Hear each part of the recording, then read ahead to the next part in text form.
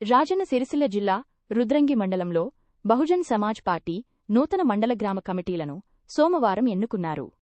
జిల్లా కార్యదర్శి కట్కూరి రమేష్ ఆధ్వర్యంలో జరిగిన కార్యక్రమంలో మండల అధ్యక్షుడిగా దయ్యల ఉదయ్, ఉపాధ్యక్షుడిగా ఏనుగుందుల సతీష్, ప్రధాన కార్యదర్శిగా పోసు తిరుపతి, కోశాధికారిగా కట్కూరి వినోద్, సలహాదారుడిగా కాదాసు అనిల్ను నియమించారు.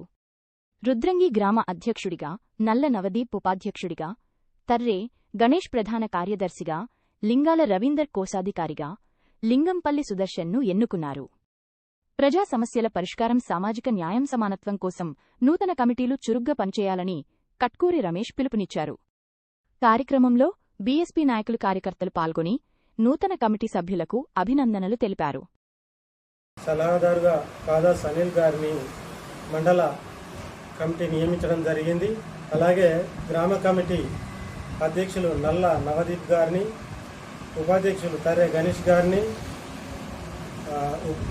ప్రధాన కార్యదర్శి లింగాల రవి గారిని, కోశాధికారిగా లింగంపల్లి సుదర్శన్ గారిని నియమించడం జరిగింది.